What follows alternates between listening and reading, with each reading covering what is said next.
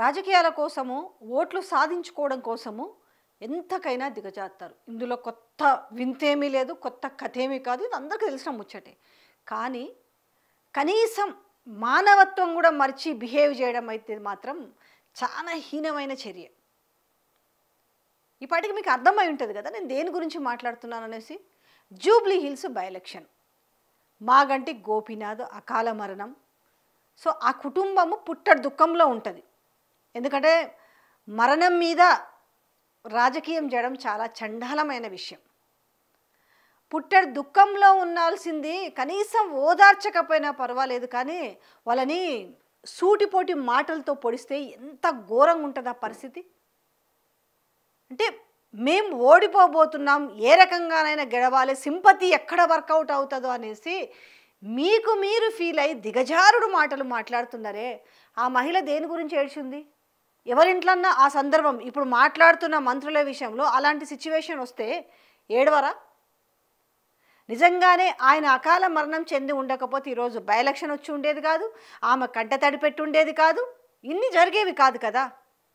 So ఆ ఇంట్లో ఒక ఇంటి పెద్దను కోల్పోయిన తర్వాత సో అతని వారసత్వంగాను తప్పనిసరి రాజకీయాల్లోకి వచ్చారు. ఇద్దరు కూతుర్లను పట్టుకొని ఆమె ఇంటింటికి వెళ్ళి ఆమె ఏదో సైలెంట్గా క్యాన్వాసింగ్ చేసుకుంటుంటే దాన్ని ఎక్కడ సెంటిమెంట్ వస్తుందో అని తట్టుకోలేక నిన్న కాన్స్టిట్యున్సీలో సభ పెట్టారు.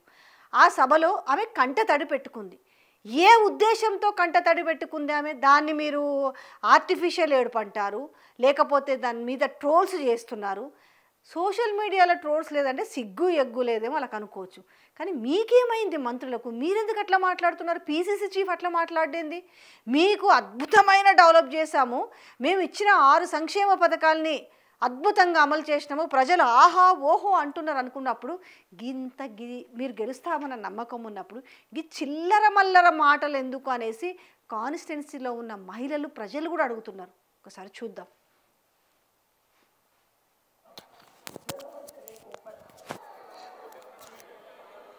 జూబ్లీ హిల్స్ నియోజకవర్గ కుటుంబ సభ్యులని గోపీనాథ్ గారు ఎప్పుడూ చెప్తూ ఉండేవాళ్ళు, ఈరోజు ఇంత కుటుంబం తరలి వచ్చింది ఆయన కోసం. ఆయన పైనుంచి చూస్తూనే ఉంటారు. ఎంతమందిని అండగా ఇచ్చారు నాకు. గోపీనాథ్ గారి ఆశయాల్ని అందరం కలిసి ముందుకు తీసుకువెళ్దాం.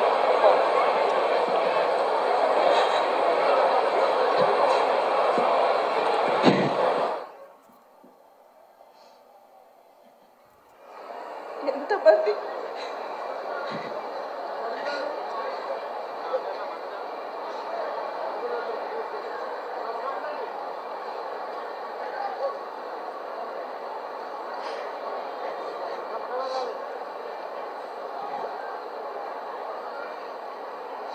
మీ ఇంటి ఆడబిడ్డగా అనుకొని నాతో పాటు అందరూ కలిసి గోపన్న ఆశయాలు. సో జనరల్గా ఆ ఇంటి పెద్దను కానీ ఇంట్లో ఎవరిని కోల్పోయినా కూడా జనరల్గా ఎవరైనా ఇంటికి పరామర్శించడానికి వస్తే కూడా ఆ దుఃఖం ఆగదు, మొత్తం గుండెలో ఉన్న ఒక్కసారిగా బయటకు వచ్చేస్తుంది. ఇప్పుడు అలా సభ పెట్టిరు. ఇప్పుడు గోపీనాథ్ గురించి వాళ్ళందరూ కూడా ఆయన చేసిన సేవలు కానీ అవన్నీ కూడా గుర్తు చేసుకుంటున్న నేపథ్యంలో ఉప్పొంగుకొని రాదా? ఆయన మరణించి ఎన్నేళ్ళయిందా? నెలలే కదా. మనిషి తన తోడుని కోల్పోతే చివరి శ్వాస వరకు కూడా ఆ దుఃఖం అనేది పోదు. అది నేను కొత్తగా చెప్పాల్సిన అవసరం లేదు కదా, ప్రతి ఒక్కరికి తెలిసిన విషయం. అటు ఆ భార్యకైనా అటు ఆ బిడ్డలకైనా పెద్ద తీర్చలేని లోటు అది. దానికి ఆమెకు ఆ గుండెల్లో ఆమెను చూసి అర్థమైతలేదా? అంటే మీకు ఆమె ఏడ్చింది, సింపతి వచ్చింది, సింపతి ఓట్లతోటి ఆమె గెలుస్తుంది అనేసి ఎంత నీచమైన రాజకీయం అంటారు తెలుసా? జుగుప్సాకరమైన మాటలు అంటాం. నిజంగా ఎంతో కొంత మీ మీద గౌరవం ఉండేదేమో కానీ ఇవాళ కాస్త మీరు అటు మాగంటి వైఫ్ పైన మీరు చేస్తున్న మాటలు చూస్తుంటే నిజంగా ముఖాన ఉమ్మేసేలా ఉన్నాయి మీ మాటలు. జనాలు అనుకుంటారు ఒక రౌడీ షీటర్ గురించి ఒక మహిళని అవమానపరుస్తున్నారు అనేసి జూబ్లీ హిల్స్ కాన్స్టిట్యున్సీ ప్రజలు అనుకుంటున్నారు. కనీసం పబ్లిక్కు స్వేచ్ఛగా వచ్చి మీడియా ముందు మాట్లాడాలంటే కొన్ని బస్తీలు ఎర్రగడ్డలో కావచ్చు, బోరబండలో కావచ్చు, రెహమత్ నగర్లో కావచ్చు, భయానికి గురి చేస్తురట. మీరు కనుక ఏ మీడియా ముందైనా నెగిటివ్గా మాట్లాడినరో మీ సంగతి చూస్తామని బెదిరిస్తురట. ముందు ఆ సంగతి చూసుకోండి. కానీ ఇంత నీచమైన మాటలు మాట్లాడడం సరికాదనేసి మీకు గడ్డి పెట్టే రోజులు ఎక్కువ రోజులు ఏమీ లేవు. మీరు మాట్లాడిన మాటలు కూడా వినిపిస్తాం. నెరవేర్చాలి. గోపన్న మీ సమస్యను తన సమస్యగా అనుకునేవాడు.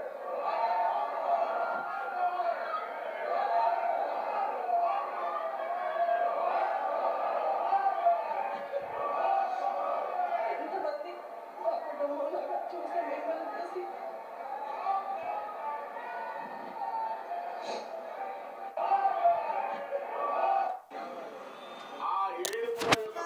చూస్తుంటే ఆర్టిఫిషియల్ గా నువ్వు ఏడవాల్సిందే అని వీళ్ళు చెప్తున్నటువంటి అంతర్గతంగా కొంతమంది కార్యకర్తలు చెప్తున్నారు.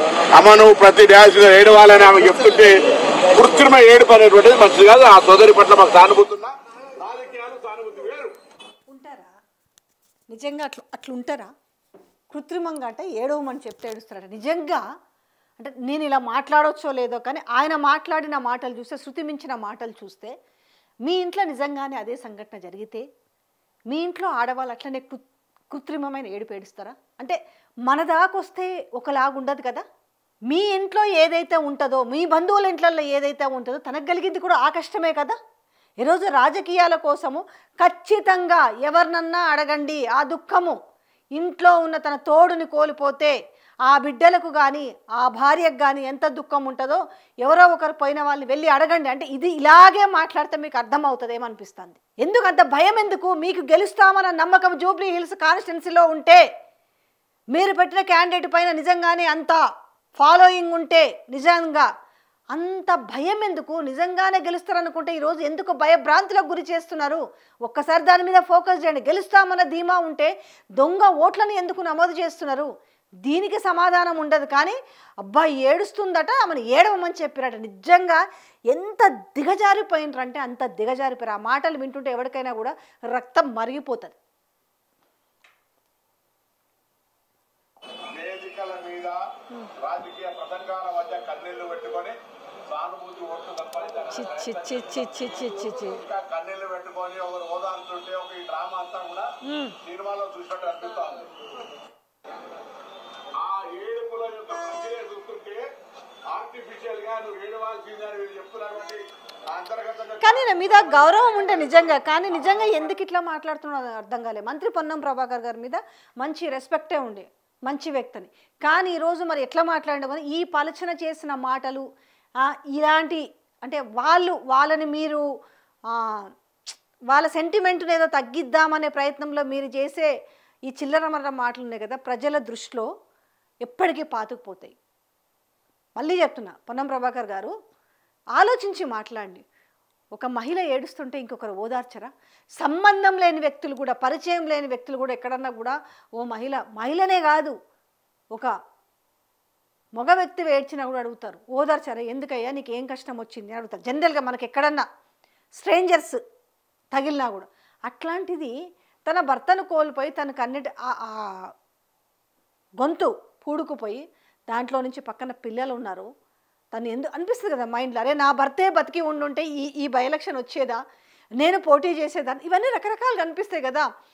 3 టర్ములు అక్కడ ఎమ్మెల్యేగా గెలిచిన వ్యక్తి, అవి ఎట్లా మర్చిపోతారు ఆ జ్ఞాపకాలు? అసలు ఈ లాజిక్ మీరు ఎట్లా మిస్ అయ్యారు? అసలు ఈ మాటలు వేరే వాళ్ళు అనమని చెప్పిరా, మీరన్నరా, లేకపోతే మీరు టంగ్ స్లిప్ అయి మాట్లాడారు? ఎందుకంటే మొన్న మీరు మీ సహచర మంత్రి పైన టంగ్ స్లిప్ అయి మాట్లాడారు కదా, మళ్ళీ దాన్ని వెనక్కి తీసుకోవాల్సినంత అవసరం వచ్చింది కదా. సరే ఇష్టం ఉండి వెనక్కి తీసుకున్నారా లేదు, కానీ ఇది మీరు నిజంగా మాత్రం నిరభ్యంతరంగా మీరు క్షమాపణ చెప్పాలి మహిళా లోకానికి, యావత్ మహిళా లోకానికి.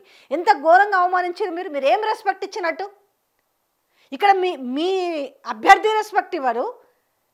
మీరు మంత్రులు అయి ఉండి కూడా, మీరు ఒక ప్రజాప్రతినిధి మంత్రి స్థానంలో ఉండి మీరు కూడా మహిళలకు రెస్పెక్ట్ ఇవ్వకపోతే, మీరు మహిళల కన్నిటిని అపహాస్యం చేస్తూ మాట్లాడిన మాటల్ని దాన్ని ఒక డ్రామాగా పరిగణిస్తూ మీరు ఆ కన్నిటికి విలువ లేకుండా చేస్తుంటే, అసలు మిమ్మల్ని జూబ్లీ హిల్స్ ప్రజలు మిమ్మల్ని గెలిపించాల్సింది. అసలు ఏం చూసి గెలిపించాలి? కనీసం ఒక మర్యాద, ఒక గౌరవం, కనీసంగా మాట్లాడడం చేత కానీ మీరు ఏ మొహం పెట్టుకొని వెళ్ళి ఓటేయమని అడుగుతారు? ఆ కాన్స్టిట్యున్సీలో ఒక మహిళని, ఆ కాన్స్టిట్యున్సీ ఎమ్మెల్యే అకాల మరణం పొందితే వాళ్ళ భార్యని మీరు ఈ రకంగా కన్నీళ్లు పెడుతుంటే, ఆ ఓదార్చుతుంటే, ఆ తీరుని మీరు సినిమాలో సన్నివేశంలాగా ఉంది అని మాట్లాడితే నిజంగా మీ ఇళ్ళలో అదే జరుగుతుందేమనిపిస్తుంది. సారీ టు సే ఈ మాట మాట్లాడినందుకు. బట్ మీరు డెఫినెట్గా ఆ మాటని వెనక్కి తీసుకొని ఆమెకు క్షమాపణ చెప్పండి. మీరు ఒక్కరినే కాదు, మీరు మహిళల్ని అవమానిస్తున్నారు. రేపు ఇట్లనే ఏదో కష్టం వస్తుంది, మహిళ ఏడుపుకి ఒక వాల్యూ లేదా? ఆ కన్నీళ్ళకు ఒక వాల్యూ లేదా? అంత చులకన చేసి మాట్లాడతారా?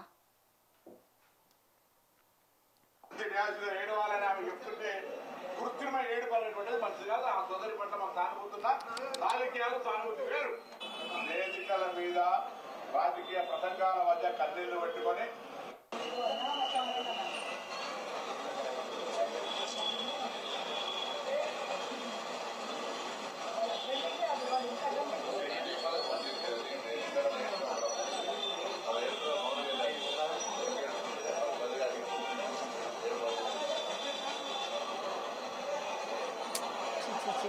ఇంకో దారుణమైన విషయం ఏంటంటే, పీజీఆర్ కూతురు విజయారెడ్డి అంటే ఆయన చెప్తున్నాడు, ఇట్లా ఏడిస్తే సెంటిమెంట్ వర్కౌట్ అవుతుంది, అసలు వాళ్ళని ఆ సెంటిమెంట్ వర్కౌట్ కాకుండా వాళ్ళకి పర్మిషన్ ఇవ్వకపోతే బెటర్ అన్నప్పుడు ఆమె నవ్వుతుంది. కానీ ఒక్కటి చూడండి, ఒక మహిళ, మీరొక మహిళ, ఆమె ఒక మహిళ, మీరు కూడా నవ్వడం సరి అయింది అంటారా? ఆయన చెప్తుంటే మీరు ఖండించాలా? ఆడ ఉన్న మహిళలు మాట్లాడుతున్నప్పుడు అక్కడ గద్వాల విజయలక్ష్మి కూడా ఉంది, పీజీఆర్ కూతురు విజయారెడ్డి కూడా ఉంది. అట్లా అనకూడదన్న తప్పు. ఆ మహిళ దుఃఖంలో ఉంది. రాజకీయాలు రాజకీయంగా చూడండి, కానీ ఆ రకంగా మీరు ఒక మహిళని అవమానించొద్దు. వాళ్ళ పిల్లలు కూడా పక్కన ఉన్నారు, వాళ్ళ ముఖాలు చూడండి ఒకసారి, ఆ తల్లి ముఖం చూడండి. ఆమె నిజంగా ఏడ్చి ఏడ్చి ఏడ్చి ఏడ్చి ఎన్ని రోజులు అయిందనము, ఆ కన్నీళ్ళు ఇంకిపోయేదాకా ఏడుస్తారు. ఆమె కళ్ళు చూస్తే అర్థం కావట్లే. రాజకీయాలు పక్కన పెడదాం, కాసేపు చేసుకోండి, రాజకీయం వద్దనండి. ఎవరికి వాళ్ళు విరోచితంగా పోరాడండి. గెలుపు మాదంటే మాదని చెప్పుకోండి, ఇంటింటికి వెళ్ళి క్యాన్వాస్ చేసుకోండి, మీరు చేసిన మంచి పనులు చెప్పండి, వాళ్ళు చేసిన మంచి పనులు చేసుకుంటారు. కానీ ఇక్కడ బాధంతో వచ్చింది ఏంటంటే, ఒక మహిళని కన్నీటిని అవమానపరిచేది కదా, అది మీకు మంచిది కాదు. ఆ అవమానపరచడం అనేది ఎవ్వరు కూడా సహించరు. మీరు ఎంత వీలైతే అన్నీ తగ్గించుకొని క్షమాపణ చెప్పండి. అమ్మా మీరున్నారు కదా మహిళా మనులు, కొంచెం తెలియకపోతే మీరు కూడా తెలియజెప్పండి, కానీ అట్లా నవ్వకండి. తర్వాత మీకు కూడా కనీసం ఒక్కసారి ఓ 2 నిమిషాలు అవును వీళ్ళు ఇట్లా మాట్లాడతారా, రేపు మిమ్మల్ని కూడా అనొచ్చు అలాంటి మాట. రేపు మీరు వేరే పార్టీలో ఉండొచ్చు కదా, ఇలా ఆడ ఉన్నారని చెప్పి ఆయన మాట్లాడినని సంబరంగా నవ్వచ్చు.